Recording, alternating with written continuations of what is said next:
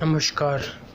Sir Said Ahmad Khan's view of the causes of the Great Revolt in British India in the mid-19th century.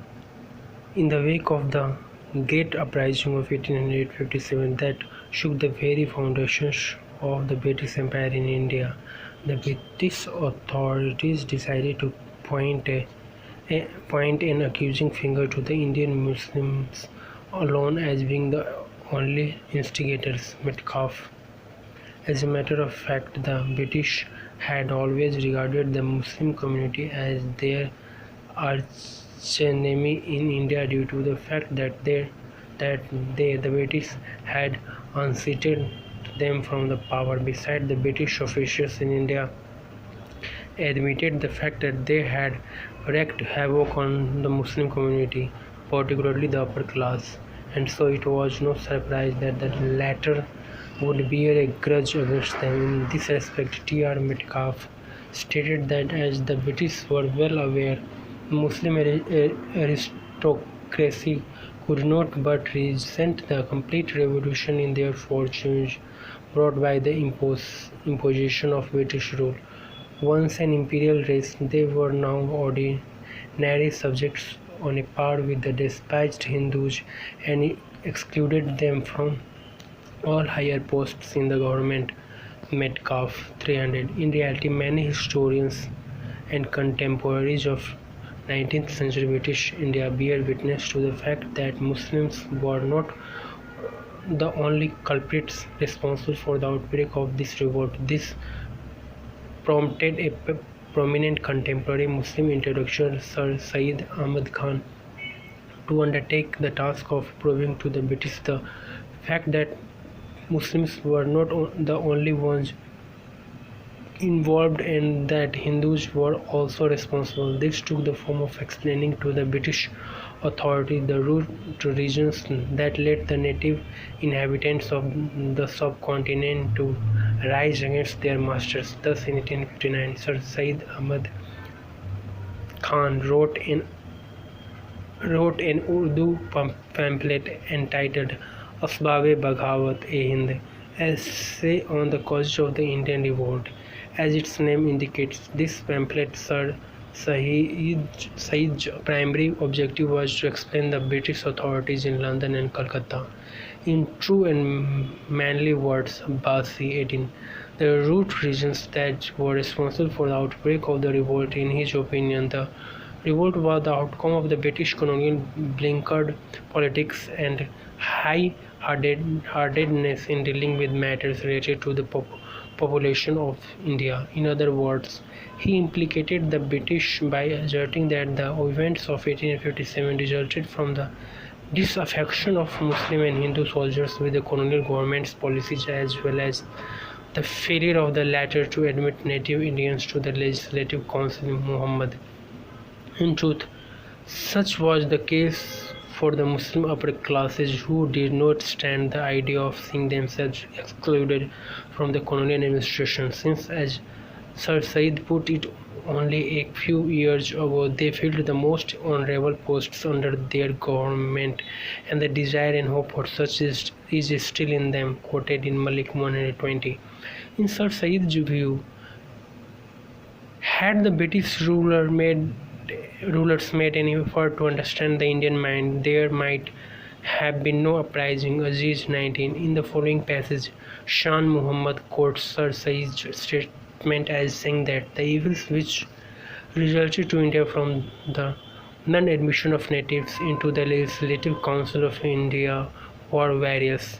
The greatest mischief lay in this, that the people misunderstood the views and the intentions of government.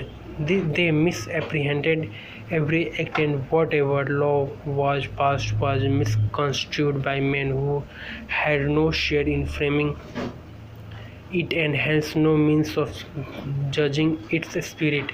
No one was at hand to correct the errors which the colonial government had adopted. And why?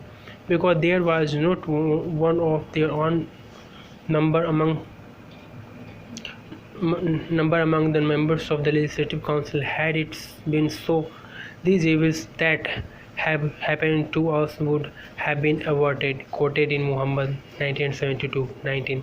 Actually, Sir Said wondered why Indians were not included in the High Administration and Legislative Council of the British Raj, knowing that their inclusion was crucial key to the political stability of the colonial government in South Asia.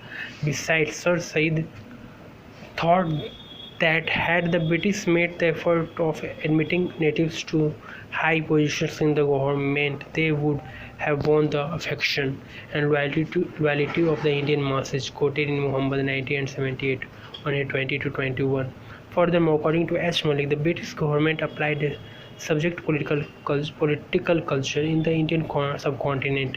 Malik 118. In other words, Gabriel A. Almond and Sidney Warwa talked of a subject culture whereby the individual is a passive beneficiary or victim of routine governmental actions. Almond and Warwa 118. This passivity leads to a situation whereby the individual or the subject does not make any effort to influence the decision making within their country, but only wishes that they be treated properly and fairly, contrarily to the citizen who actively gets involved in the formation of political decisions of their respective government. Malik 118. H. Malik assumed that such was the view of Sir Said with regard to the kind of political culture imposed by the British administrations in South Asian subcontinent. Indeed, since talking over the reins of power in the region, the East India Company officials had wanted the native population to be passively docile and obedient to the laws imposed by the colonial government, even if these laws were conflicting with their interests. Malik 120. Be that as it may, Sir Said declared the fact that the native inhabitants of India were not the only ones to be affected by the subject political culture. In reality, the latter had been very detrimental to the political stability of the British government there. In other words, the subject political culture served as an obstacle that kept the British government isolated from the subjects. Malik 118. This isolationism on the part of the colonial government with its Indian subjects was, as will be seen further down in this article, to contribute to the events of 1857, as the British, ignorant of the local public opinion, were completely taken aback and without advance notice, commenting on the colonial government's lack of knowledge about the public opinion of its subjects. Sir Said stated that the government British could never know the advisability of the laws and regulations which it passed. Malik 119. Accordingly, as H. Malik went on, Sir Said wanted the British government in India to switch to the mixed participant culture. 118.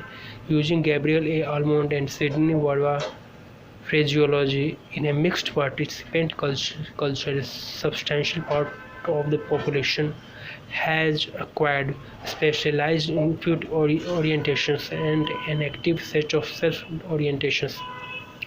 Almond and Warwa 24. To put it in plain words, the mixed participant culture is a situation where a significant part of the population, notably intellectuals and elites, take part in the process of decision making in their country. Briefly speaking, Sir Said saw the exclusion of natives from the colonial administration as a contributory factor that led to the uprising of 1857. Consequently, he pleaded with the government, not in the name of democracy but in terms of Christianity's ethos and the historical insights derived from the 8 centuries of Muslim rule in India, to change its policy. Malik 120. It should be noted that by setting out such drawbacks and weaknesses in the government of India, Sir Said created an unfriendly atmosphere among some high circles in the British government in London. According to S. Muhammad, some British politicians such as Saleh B. Don, the then Foreign Secretary, went so far as to urge the government to Sorry. According to S. Muhammad, some British politicians such as Sale Beaton, the then Foreign Secretary, went so far as to urge the government to imprison such a revolutionary writer, Muhammad. However, the British Parliament, which appreciated Sir Said's memorandum, vehemently opposed such a measure against him. In addition, the MPs advised the government to take such precious recommendations into consideration.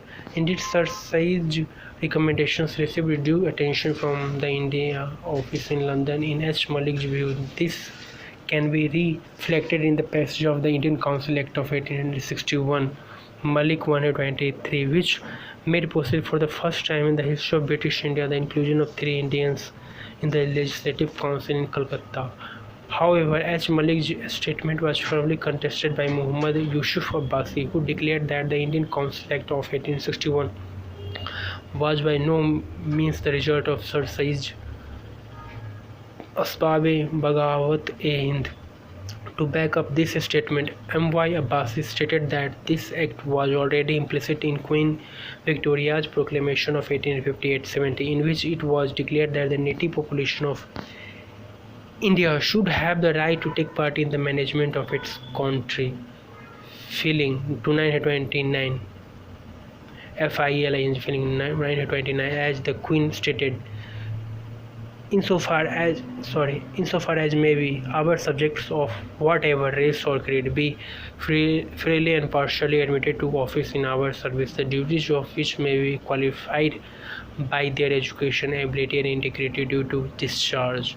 Apart from that, in Asbab-e-Bagawat-e-Hind, Sir Said went thoroughly analyzing elaborately the bona fide circumstances that led to the events of 1857. In his opinion, one of the most far-reaching reasons was people's misapprehension of the East India Company government's intentions, Malik 111. Indeed, by a general consensus, many historians and contemporaries of British India agree on the fact that the inhabitants of the Indian subcontinent, Muslims as well as Hindu alike, interpreted the English company's actions and measures as part of a campaign to forcibly convert them to the Christian faith and impose foreign customs on them. Indeed, the East India Company's actions since they took up the range of power in India aroused the susceptibilities of many Indians. This was mainly so since the Christian missionaries were allowed into the South Asian subcontinent. In fact, the evangelicals movement in Britain, which became so powerful at the beginning of the 19th century, succeeded in persuading the British government to force the company to allow them into the subcontinent. While 162, the Charter Act of 1913, which called for the establishment of the Church of England in India, gave the evangelicals unrestricted access to the country. Reed and Fisher 35. Hence, once they set foot in India, the Christian missionaries went openly proselytizing among the local population. In this respect, C. Hayward bears witness to the fact that copies of the New Testament were distributed to the learners of Hindi script upon completion of their course in missionary schools. Hayward 52. In some areas, the Christian gospel was preached to prisoners in local jails. Moreover, the missionaries' enthusiasm for Christianizing Indians led them so far as to put pressure on the company to withdraw its patronage of certain Hindu temples and festivals. Spear 230. Besides, in an attempt to enhance their achievements, the missionaries undertook to educate the younger Indian generation. According to B. Prasad, this orientation of young minds was inevitably to lead the subversion of the indigenous faiths in 517. In addition to proselytizing, the missionaries set out to deplore Indian traditional practices and religious rituals and describing them as too cruel and primitive. Charles Grant, a contemporary missionary in India, stated that the Hindus exhibited human nature in a very degraded, humiliating state, and that their religion was marked by idolatry with its rival of impurities, its monsters of wood and stone, its false principles and corrupt practices, delusive hopes and fears, its ridiculous ceremonies and degrading superstitions, its lying legends and fraudulent impositions. Prasad 4 and 31. As a result, they put pressure on the administration of the East India Company to put an end to traditional practices of the local population in the subcontinent. Furthermore, according to H. Malik, Sir Said confirmed the fact that even in the barracks, Muslim and Hindu soldiers were being exhorted by their spiritual superiors to embrace Christianity. Malik 111. He maintained, however, that the 1837 famine was probably the most obvious circumstance that strengthened the conviction among the Indian population that the British were there to Christianize them. In fact, during this famine, Christian missionaries in India took the initiative to be in charge of the orphans in drought-stricken areas. Nevertheless, contrary to the Indian expectations, these orphans were brought up into the Christian faith. In this respect, it is worthwhile to quote in length Sir Said's statement from his pamphlet. In the year 1837, the year of the great drought, the step which was taken of rearing orphans in the principles of the Christian faith was looked upon throughout the northwest provinces as an example of the schemes of government. It was supposed that when government had similarly brought all Hindustanis to a pitch of ignorance and poverty, it would convert them to its own creed. The Hindustanis used, as I have said, to feel in an increasing dismay at the annexation of such successive country by the Honorable East India Company, but I assert without fear of contradiction that this feeling arose solely from the belief in their minds that as the power of government increased and there no longer remained foreign enemies to fight against or internal troubles to quell, it would turn its attention inwards and carry out a more systematic interference with their creed and religious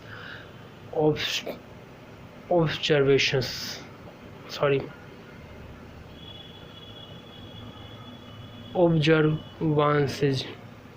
quoted in Muhammad 112. Another significant wrong action taken by the East India Company was the introduction of secularism, a thought unknown tendency in South Asia. According to M.A. Karandikar, between 1772 to 1850, that is from the time the English company imposed its rule until the eve of the Great Revolt, Indian masses were given doses of secularism. 137. In fact, Sharia's law, that is Islamic law, was gradually phased out while secular penal law was placed. In fact, Sharia's law, that is Islamic law, was gradually phased out while secular penal law was phased in. For instance, under Islamic law, an apostate, namely a person who had rejected their religious beliefs, would always be punished with the death penalty, or alternatively they would forfeit their right to inheritance. 138. Nevertheless, this was discontinued as a result of a Bengal regulation in 1832. This regulation removed this legal disability that made the culprits lose their proprietary rights after conversion to another religion, obviously Christianity. It is worthwhile to mention the fact that anti-apostate practice existed as well among the Hindu community.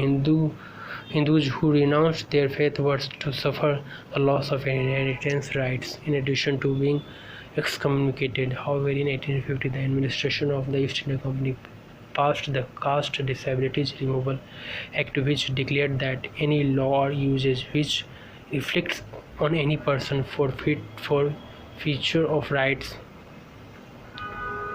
or property, or may be held in any way to impair or affect any right of inheritance, or by reason rights of inheritance by reason of his or her renouncing or having been excluded from the communion of any religion or being deprived of caste, shall cease to be enforced in law.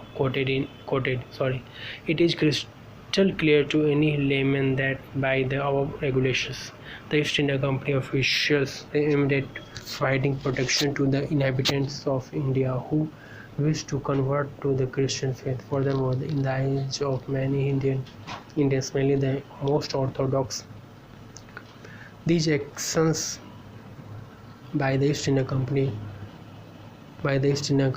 were part of a scheme to Christianize the population of South Asia. In the Muslim case, this British interference to put an end to these legal disabilities against apostate or was constituted as a flagrant attempt at depriving the Muslim community of a vital weapon to keep its members in the right path. In this respect, M.A. Kandikar stated the abolition of disabilities concerning apostates meant the loss of an important weapon to keep the Muslim population intact. During the whole of the medieval period of punishment for apostate had prevented any Muslim from changing his faith. 138. Secularism can also be reflected in the type of education that the East India Company imposed on its subsidized schools. In the case of Muslim schools, the curricula were reviewed and to Muslims' dismay, religious subjects, mainly fiqh, Islamic jurisprudence and hadith, the Prophet's traditions, were gradually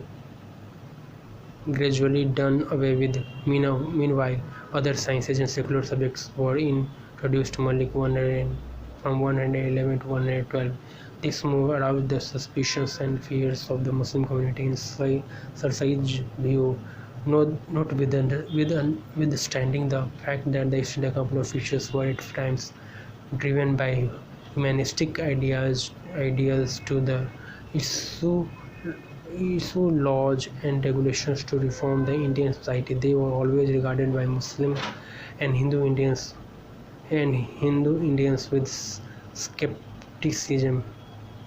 As a matter of fact, it is worthwhile to recall the fact that the process of socio-cultural reform in the Indian subcontinent was initiated by Lord Banting, whom P. Spear described as a convinced Westerner and humanist with little sympathy for Indian culture and institutions. Spear 124.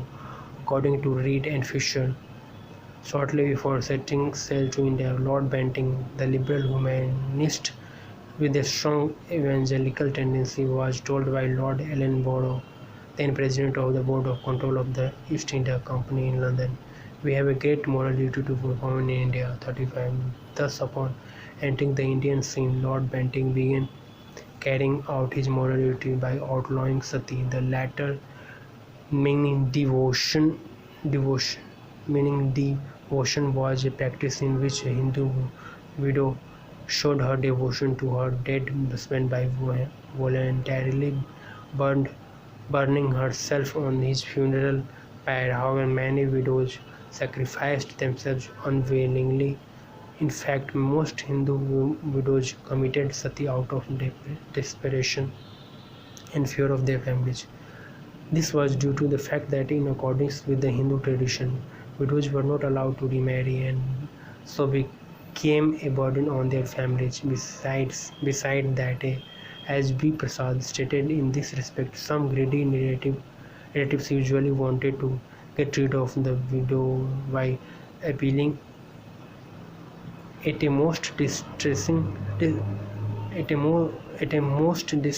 hour to get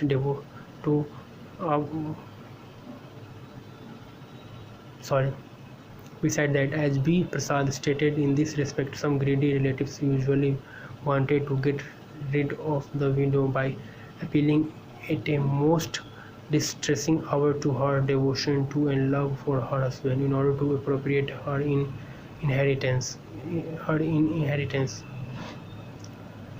434. Lord Banting.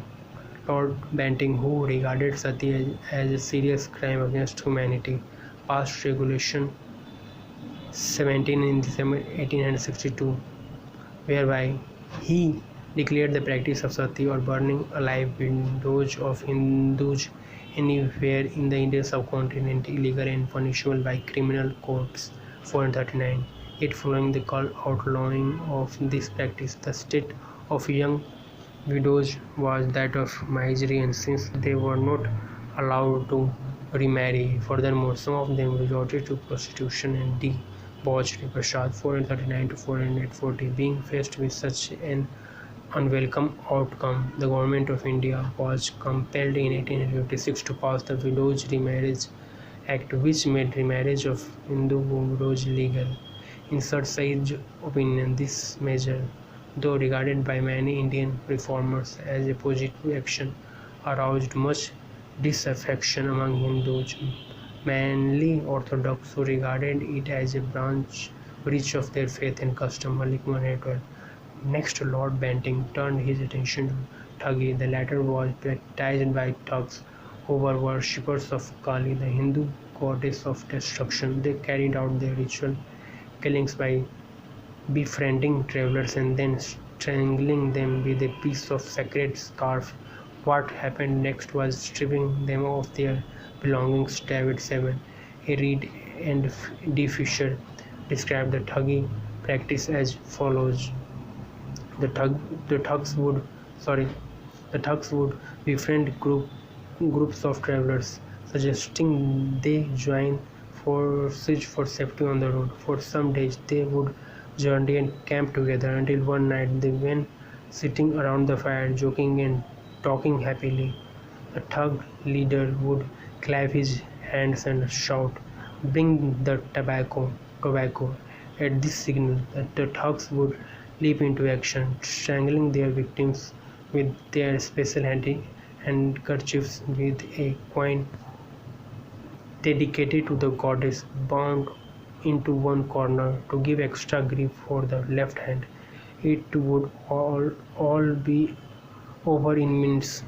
The bodies would be stripped and bundled into graves, and thus the thugs would be on their way, taking their victims' possessions as they earned earthly reward from Kali. Reed and Fisher 36.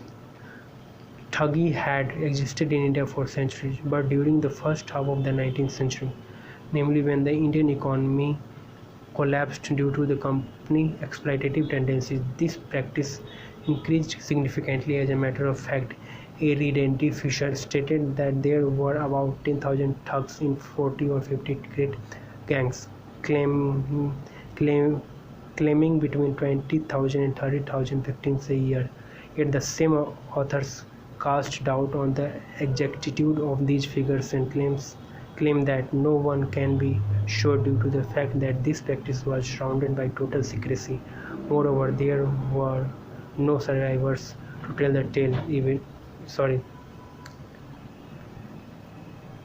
The British first learned about such a practice only when their sepoys, namely native regiments, going home or leaving or returning to the barracks, began disappearing en route.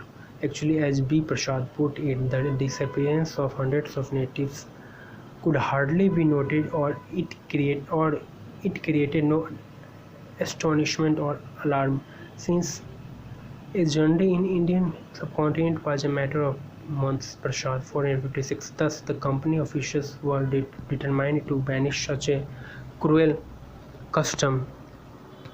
Their reaction actually was prompted more by self-defense than by humanity, due to the fact that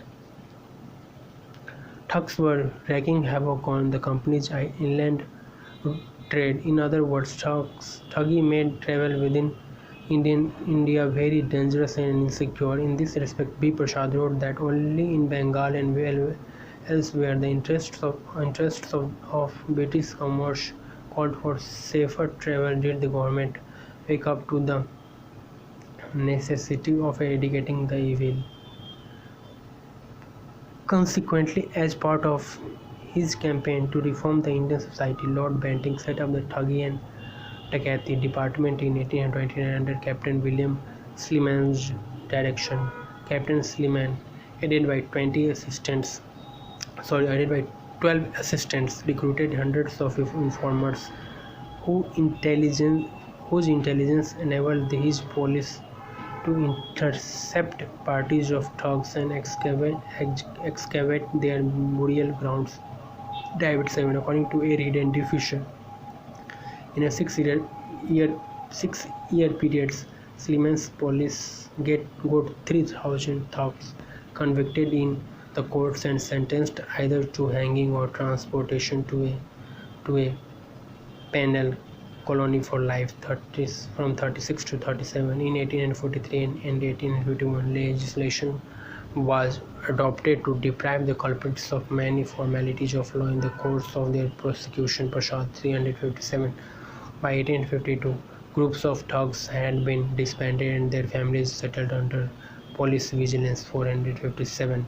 Yet the cruelest social practice which had been dealt with even before the advent of Lord Banting was that of infanticide. The latter meant the murder of the child by his parents and prevalent in some communities in India. The act was performed secretly by strangulating or starving the child to death, or in some cases applying poison to the nipples of the suckling mother. Chapra 3 639. This sacrifice had two facets. One was the offer of a child in sacrifice to placate the river Ganga, which is a Hindu deity, and it was common in the Bengal area that were close to this sacred river. Prasad 441. It was mainly carried out to fulfill a vow to a childless woman that in case she was blessed by the sacred river Ganga with child, she would sacrifice her firstborn child to it. Logically, the child, whether male or female, was allowed to grow till such time that other children were born to the woman. B. Prasad quoted a contemporary describing this practice. If allowed the they women have children, the eldest is nourished till a proper age, which may be 3, 4, or 9 years according to the circumstances. When on a particular day appointed for bathing in a particular part of the river, they take the child with them and offer it to the goddess. The child is encouraged to go further and further into the water till it is carried away by the stream or is pushed off by inhuman parents. The other type of infanticide, known as female infanticide, was the killing of a female infant soon after its birth. According to B. Prasad, this practice, which was mainly practiced by high castes in central, north, and western India, had no religious observation and was prompted by pride, poverty, and avarice. In other words, the presence of an unmarried girl in the family was regarded as a disgrace to it. Moreover, even if marriage were arranged, it would lead to financial burden, as it was customary for the Indian bride to offer the dowry to the groom. Also, other mainly low caste Hindus resorted to female infanticide because of the difficulty of finding a suitable husband caused by the custom of hypergamy, namely marrying a person of a superior caste. Chopra 1639. The British were disgusted by such a practice even before India was opened to the Christian missionaries. It was during Lord Wellesley's general governorship from 1789 to 1885 that the English company took legal measures to put an end to it by passing Regulation 21 of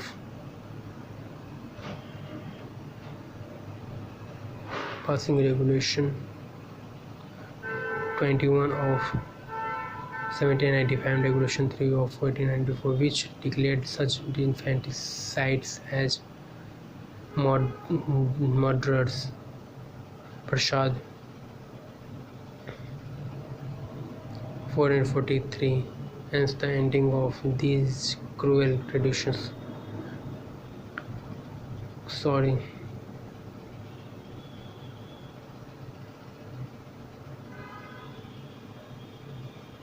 It was during Lord Wellesley's general governorship from 1789 to 1895 that the English company took legal measures to put an end to it by passing Regulation 21 of 1795 and Regulation 3 of 1884, which declared such infanticides as murderers. Prasad 443. Hence, the ending of these cruel traditional practices was in itself a progressive step aiming at freeing Indians of their harmful superstitions, yet it aroused much discontent among the local population, notably the Orthodox Hindus and Muslims, who interpreted this interference in their religious and socio-cultural life as part of a scheme devised by the company officials to violate their established customs and to forcibly convert them to Christianity.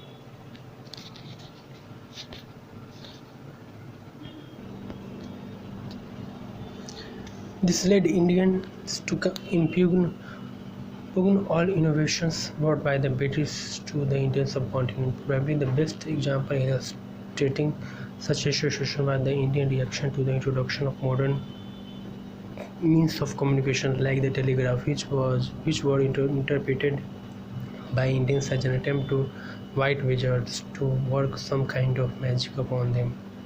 In this respect, A.R. Desai stated that even progressive measures such as the construction of railways and establishment of the telegraph system were interpreted as acts of black magic by which the white wizards schemed to tie India in iron chains. Desai 286. In another sphere, Sir Said Ahmad talked of another curse in Asbab-e Baghawat-e Hind, which the one related to economic disaffection among the Indian population. Indeed, many historians agreed on the fact that the greatest curse of British rule in the Indian subcontinent was the reckless economic exploitation of the country by the East India Company and its servants. In fact, like the British, the Mughal emperors had also come to India from outside, and their religion, namely Islam, was different from that of the native population. Be that as it may, once they settled there, they adopted the country as their own. They had never tried to plunder it in order to enrich another one. The case of the British was different. The latter had come to the subcontinent only for its economic exploitation. In order to meet their objective, the British, upon broadening the range of power in the region, went ahead with a set of reforms that de-stabilized the local economic tissue. Probably the best example is the Permanent Land Settlement Act, which was introduced by Lord Cornwallis, General Governor of India from 1786 to 1793. This article is mainly concerned with the causes dealt with by Sir Said in his pamphlet mentioned above. For example, he asserted that many elements of landed gentry had long been unhappy with the East India Company as a result of the passage of the Act 16 of 1819. This act authorized the company's officials to take away Lakhraj lands from their owners. In Islam, Lakhraj is an appellation used to denote a rent-free land, that is, a land which is exempt from tax due to the government. The word Lakhraj literally means a tax or tribute on land. In the Indian context, the term Lakhraj was used to refer to those lands originally offered by the Mughal emperors, in which the rent was waived to show the state maafi, pardon or inam, reward or benediction. Malik 1813. According to H. Malik, Lakhraj lands were of various kinds, and the two most important ones were first the milk land, which were granted on a permanent basis in favor of intellectuals and religious people, or for the maintenance of a school, mosques, temples, and shrines. Most of the milk lands were hereditary. With regard to the second type, the Jagir lands, they were granted on a temporary basis to some Mughal officers for military or political services rendered to the state. Most of the Jagir lands located close to the troublesome frontiers were granted to the strongest and most competent military chiefs. Hence, the aim was twofold: on the one hand, cultivating the land; on the other hand, maintaining the military forces in the area to ensure safety. Sir Said affirmed that following the passage of the Act 16 of 1819, many Lakhraj lands were confiscated and on the basis of weak pretexts, as confirmed by H. Malik, who summarized Sir Said's statement by saying that on the flimsiest pretexts, many lands which had been held rent-free for centuries were confiscated by the company. Actually, since setting up their hegemony over the South Asian subcontinent, the East India Company officials had cast doubt on the grants of Lakhraj lands. They regarded them as a subterfuge used by their Muslim predecessors in order to meet the increasing demands on the imperial treasuries in the declining years of the Mughal Empire. According to H. Malik, the company of officials accused some impecunious Mughal emperors of having abused their power when they used such land grants in order to meet some claims made by some fraudulent subordinate officers on empty coffers. In Sir Said's view, the confiscation of Lakhraj lands alienated the local potentates a great deal. He further pointed out that besides religious interference, the Act 16 of 1819 was on the top of the list of Indian grievances against the administration of the East India Company, Malik 1814. Moreover, Sir Said also pointed the finger of blame to the government of the East India Company for the decline of the Indian local industries. Indeed, with the advent of the industrial revolution and the rise of modern industry Britain brought short very cheap raw material as well as more overseas markets in order to get rid of its surplus mass produced merchandise. Naturally, the easiest way for London to satisfy her needs was to turn to her colonies. This made the English company pursue economic policies in India, which would on the one hand encourage the exportation of raw materials, mainly cotton, to Britain as needed by the British textile industry, from 504 to 505, and on the other hand thwart Indian local industries in order to avoid competition within and outside India. As a matter of fact, many historians bear witness to the fact that the traditional Indian industries were higher than any European industry before the Industrial Revolution 476. Furthermore, during the 18th century, India maintained its position as the largest producer of industrial goods. Illustrating this industrial superiority, B. Prasad quotes a Portuguese visitor to India as saying, I could never make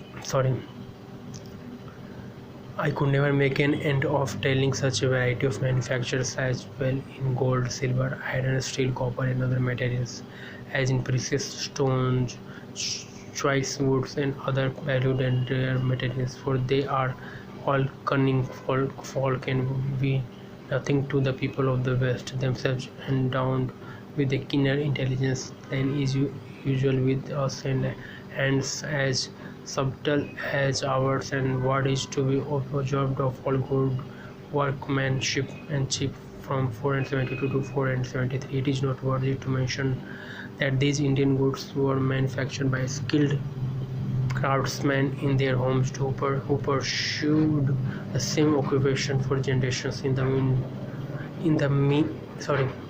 the meantime, British businessmen who became politically powerful during the first half of the 19th century feared of feared for their feared for their business from Indian competitors, as the latter made goods of high quality. As a result, they lobbied Parliament to force East India Company to take preemptive measures against Indian industries. Thus, as part of its efforts to thwart Indian industries in favor of British goods, the company went on importing large-scale machine-made goods into India at a cheaper price in order to undersell the local consumer. Like 116, this was aggravated by the fact that Indian handicrafts had to push up prices due to inland duties that were imposed by the company customs within India itself. Desai 7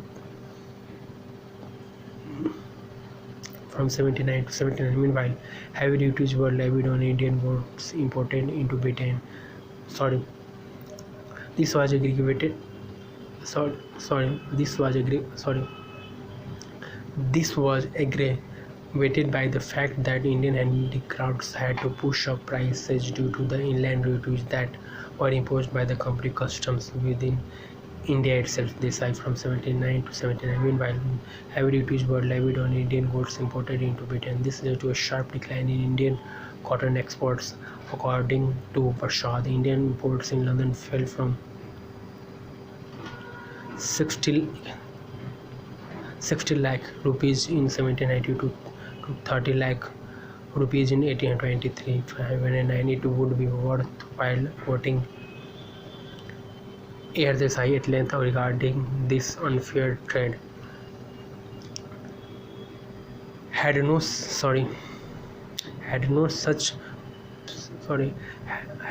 prohibitory duties and decrees existed, the mills of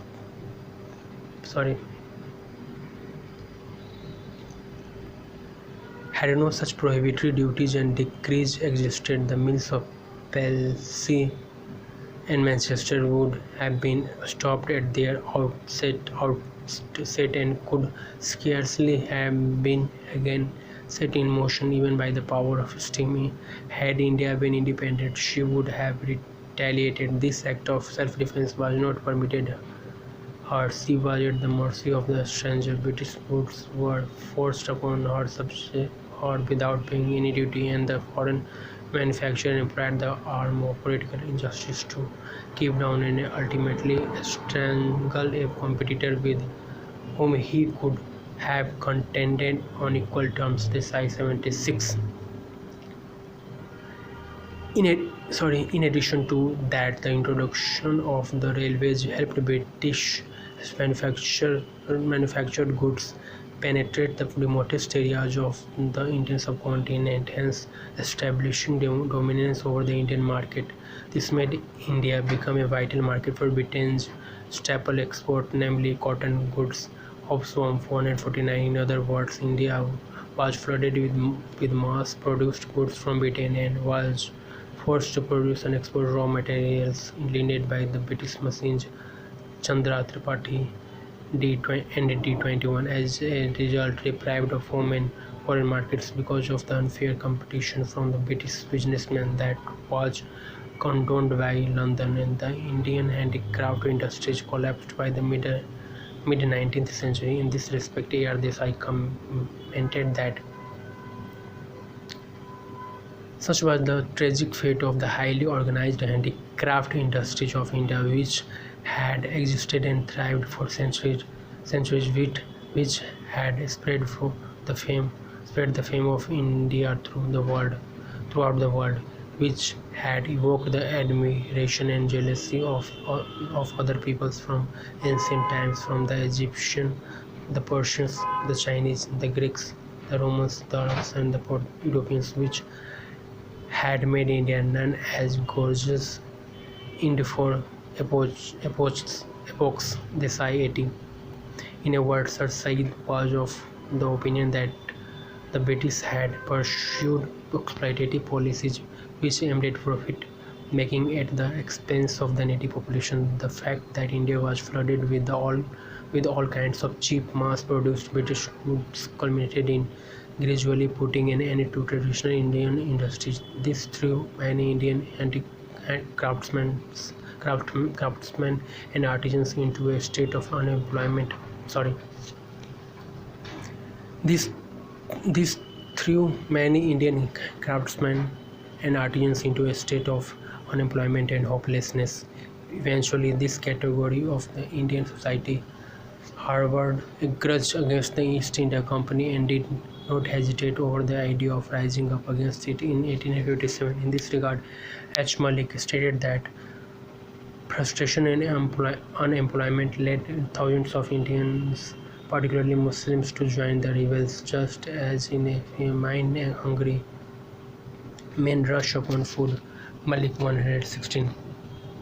Another cause that Sir Syed Ahmad dealt with in his pamphlet was the lack of communication between the governors and the governed.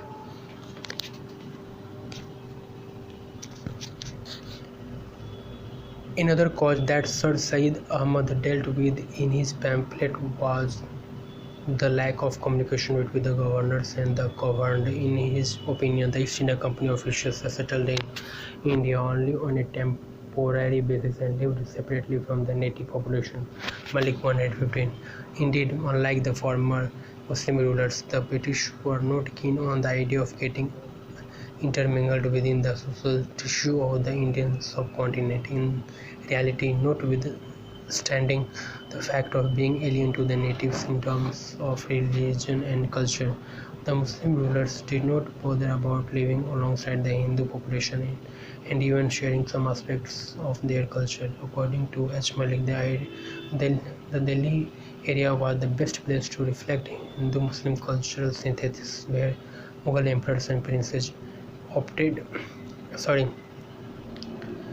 adopted in a liberal manner secular Hindu mores and folkways. 25. Even women were said to have sung the same song sung by Hindu women on occasions of birth, circumcisions, engagement, wedding, and death.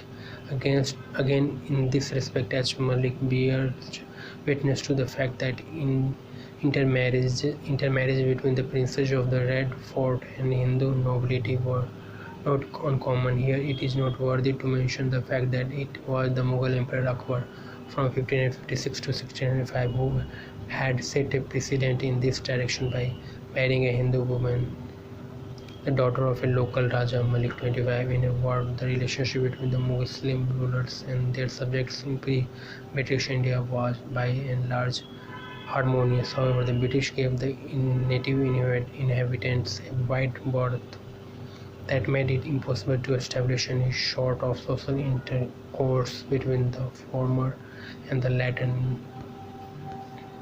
Nevertheless, some historians believe that the situation in the 18th century, namely when the East India Company officials were fresh in the subcontinent, was different. For instance, J.H. Plumb think that in the 18th century there were many instances of mutual respect and warm intercourse between the British officials and the native population. As he pointed out in the following statement, the British adopted Indian habits in food and dress and frequently married Indian women. They showed deep respect for Indian authority and an intelligent curiosity about the customs and habits so alien to their own. Plumb lending support to this statement, J. Morris referred in his Pax Britannica the climax of an empire to the existence of easy and respectful social intercourse between the white man and the brown in the early days of the East India Company. Morris 134. Be that as it may, this positive attitude would not outlive the early 19th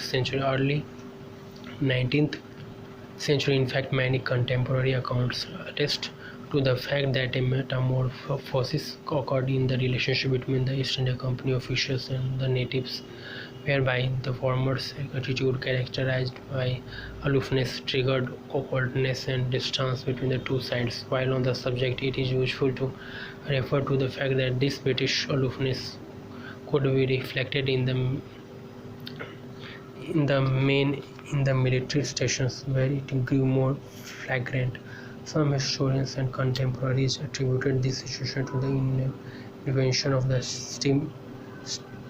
steamship 135, actually the latter, which could go to and from India much faster than before, that relieved the British officers from their boredom of being in a far country by making it possible for them to go home only during their tour of duty in India without being away for too long. It also made it possible for the officers' families to come and stay with them on visits or live in India permanently. Thus, with the invention of the steamship, this was in no need to socialize with the natives for the purpose of evading boredom. Again in this regard, some historians bear witness to the fact that before the invention of the steamship, the officers by default used to spend most of their time with the sepoys, namely native regiments, on their or their mistresses. J. Morris stated that in those days most of the Englishmen in India took mistresses and thus got close to the life and feelings of the Indian people in a way that their successors seldom could. 134. Now, with the arrival of the British wives made possible by the recent invention, the company officers and the natives grew apart, and consequently there was less trust and more tension between them. In fact, British women could not allow such Anglo-Indian socialization to take place. After all, women represented home, and so there was no reason for the European officials to socialize with Indians because their wives and relatives were there, and there was no room for boredom. As before, backing up this statement, as David stated that women were sent out as portable little packets of morality to comfort their men, keep the bloodline clean, and demand them of their mothers. David 39. With the Europeans becoming increasingly more preoccupied with their own society within a far land, contact between the native regiments and their officials was reduced to a minimum. See Ebert quoted Subedar Sitaram Pandey, an Indian soldier in the company's for service prior to 1857, recalling, in those days the Sahibs Europeans used to give notches to the regiment and they attended all men's games. They also took us with them when they went on out hunting. Nowadays they seldom attend notches because their Padar Sahib's wives have told them it is wrong. These Padar Sahibs have done and are still doing many things to exchange the British officers from the sepoys. When I was a sepoy, the captain of my British company had some men at his house all day long, and he talked with them. I know that many officers nowadays only speak to their men when obliged to do so. From 55 to 56, in such atmosphere, the native soldier became subject to insult and maltreatment by his superior, as David reports on a contemporary, stating that the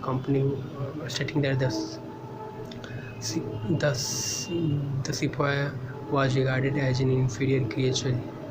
He was sworn at and spoken of as a nigger.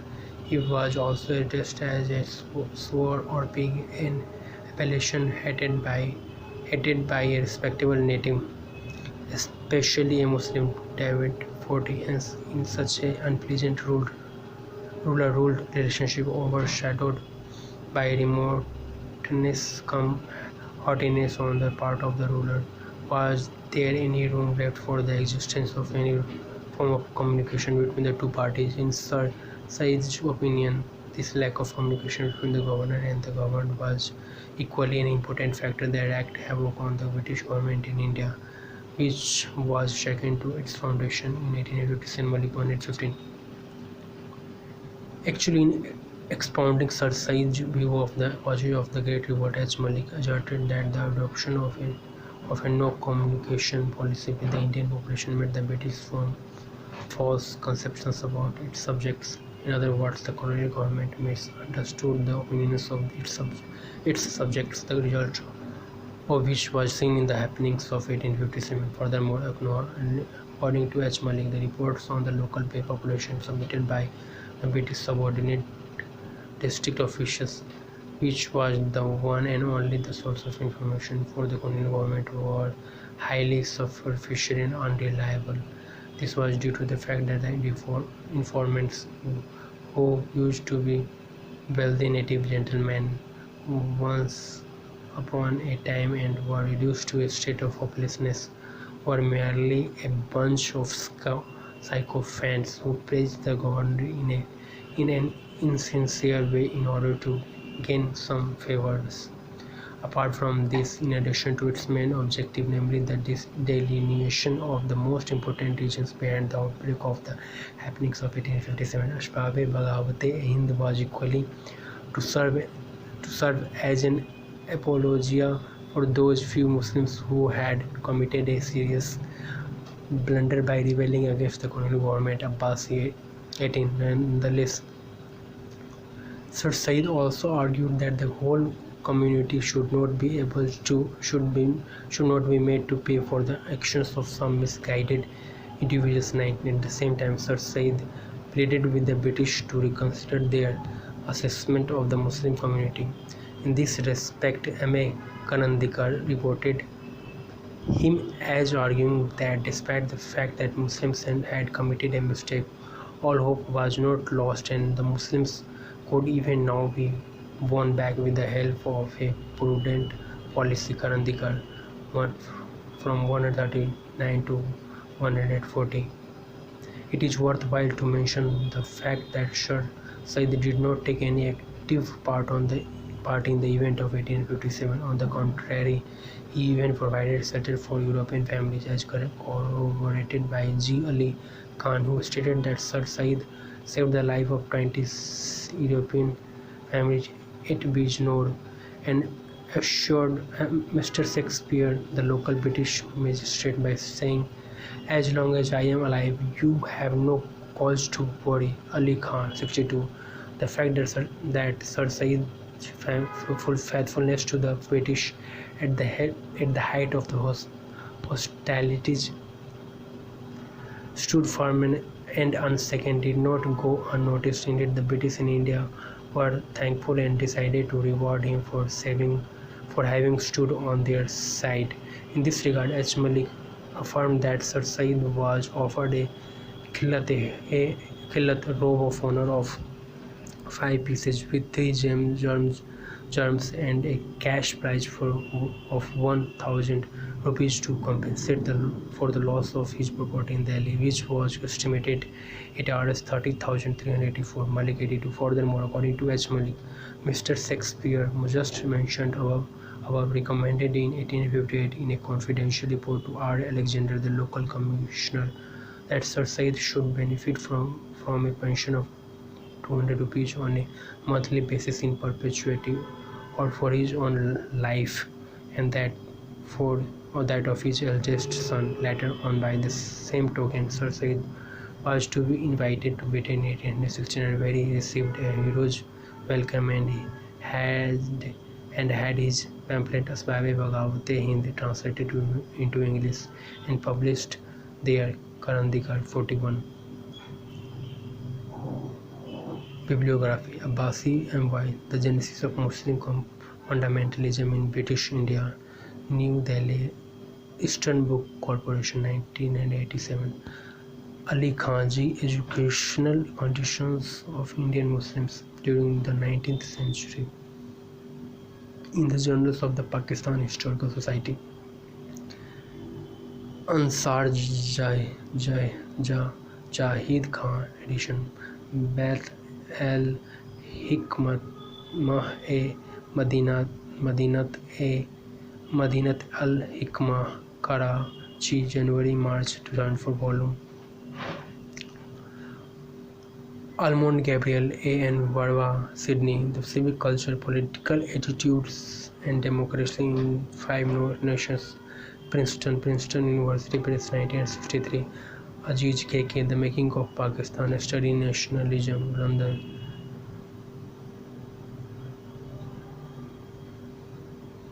Chattoz and Windows, 1967. Chandra B.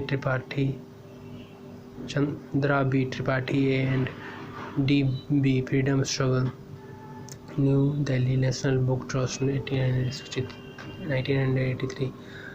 Chapra, P. N. edition, The Gazetteer of India, History and Culture, Volume 2, New Delhi, Ministry of Education and Social Welfare, 1973. David as the Indian Mutiny, 1857, London, Viking, 2002. Desai Year, Social Background of Indian Nationalism, Bombay, Book Report, 1959. FIL, Filling K. A History of England, From the Coming of English to 1918, London Book Club Associates, 1972. Galbraith, C. A. N. Mehta, India Now and Through Time, Boston, Houston Mifflin Company, 1980. Heward C. The Great Mutiny, India, 1857, London, Allen Lane, 1978. Housebound E.J. The Economic History of Britain, Volume 3, Industry and Empire, from 1752 to present, Middlesex Penguin Books, 1990. Karandikar, M.A. Islam in India's Transition to Modernity, Karachi, Eastern Publishers, 1968. Malik H. Sir Syed Ahmad Khan and Muslim Modernization in India and Pakistan, New York, Columbia University Press, 1980. Metcalf, D.R. The Aftermath of Revolt, India, 1857 to 1870. Princeton University Press, New Jersey, 1965. Muhammad Shun edition, Writings and Speeches of Sir Syed Ahmad Khan, Bombay, Nachiketa Publications Limited, 1972. Morris J. Pax Britannica, The Climax of an Empire, Middlesex Penguin Books, 1979. Muhammad Sun edition, The Oligarch Movement, Basic Move Documents, 1864 to 1819. Merit, Meenakshi Prakashan, 1978. Prasad B. Bondage and Freedom, A History of Modern India, from 1707 to 1947, Volume 1, Bondage, Volume 1, Bondage, from 1707 to 1858, New Delhi, Rajesh Publications, 1981. Erie and Fisher did The Proudest Day, India's Long Road to Independence, London. Pimlico, 1998. Spear, P.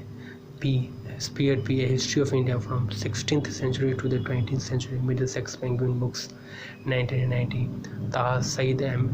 and Afzal Nasrin, Separation or Separate Nations, Two-Nation Theory, reconsidered, in Journal of the Pakistan Historical Society, Ansar Jahid Khan edition, Karachi. Bait al-Hikmah at Madinat al-Hikmah, January-June 2022, Volume.